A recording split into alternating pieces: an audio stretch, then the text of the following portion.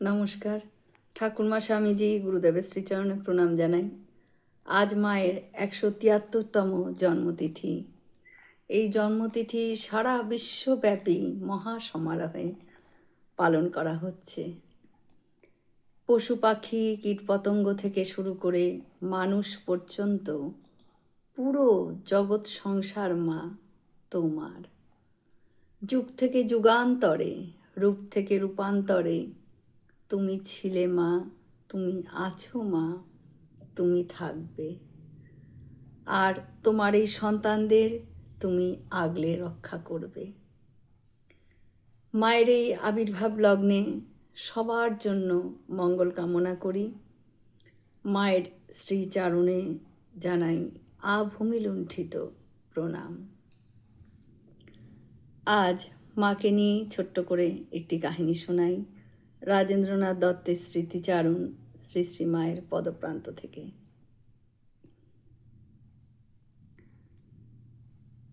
মা কলকাতা থেকে দেশে এসেছেন। মায়ের জন্মতিথি পড়েছে। সাধু গৃহীভক্ত সকলে মিলে মায়ের আবির্ভাব তিথি পূজার আয়োজন করছেন। আমি লোকমুখে সে খবর পেলাম, কিন্তু অন্যান্য বারের মতন আমাকে কেউই নিমন্ত্রণ করতে এলো না। মনে ভারী অভিমান হলো। ভাবলাম, থাকগে, এবারে আর মায়ের দর্শন করতে যাব না। মা হয়তো ভুলেই গেছেন আমাকে। তখন পৌষ মাস, দারুণ শীত পড়েছে। সেদিন একটু তাড়াতাড়ি খেয়ে শুয়ে পড়লাম আমি।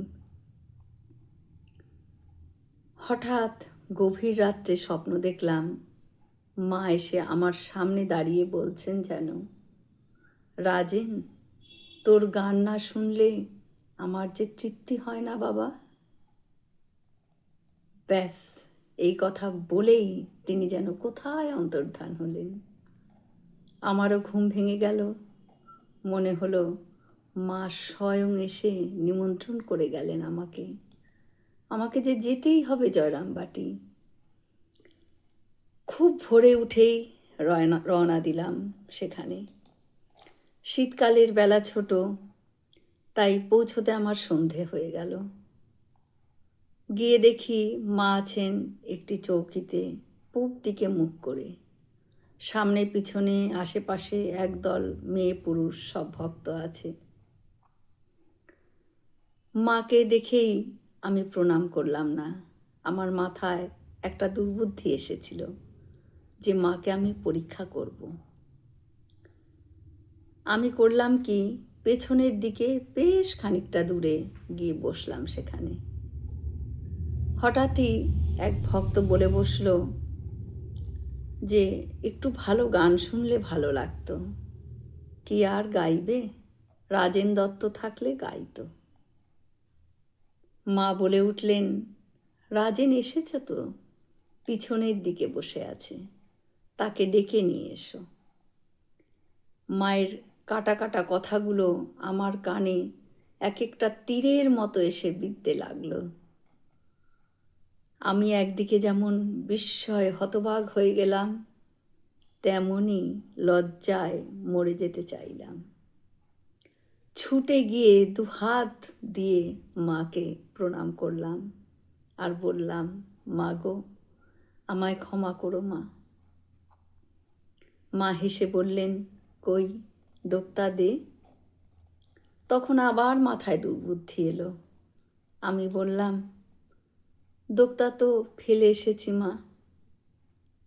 মা কৌতুক ভরা চোখে আমার মুখের দিকে তাকিয়ে বললেন, তোর বাঁ দিকের পকেটে দোক্তা আছে, দে বাবা দে। আমার তখন সর্বাঙ্গ কাঁপছে। একবার মনে হচ্ছে কি মূর্খই আমি, কার সঙ্গে ছলনা করছি আমি। আবারও মনে হচ্ছে আমি ধন্য, স্বয়ং জগৎ মাতা আমার সঙ্গে লীলা করছেন। বাঁ দিকের পকেট থেকে দোক্তার প্যাকেটগুলো কম্পিত হাতে বের করে মায়ের হাতে দিলাম। মা খুশি হয়ে বললেন, বেঁচে থাকো বাবা, বেঁচে থাকো। এবার একটা গান শোনাও দেখি। সেদিন একটার পর একটা গান গেয়েছিলাম। কতগুলো গান যে গেয়েছি তা আর ঠিক মনে নেই আমার। আমার গানেই যেন সেদিন মায়ের তিথি পূজা সম্পন্ন হয়েছিল। ধন্য আমার মনুষ্য জন্ম। জয় মা শারদা। আমরা সকলে মিলে একসাথে বলি, জয় মহামায় কি জয়, জয় ভগবান শ্রী শ্রী রামকৃষ্ণদেব কি জয়, জয় স্বামীজি মহারাজজি কি জয়। হয়তো অনেক ভুল ত্রুটি হলো, ঠাকুর যেন আমায় ক্ষমা করে দেন। সকলে সুস্থ থাকবেন, আনন্দে থাকবেন। ঠাকুর মায়ের কৃপা দৃষ্টি সকলের ওপর বর্ষিত হোক। শুভরাত্রি।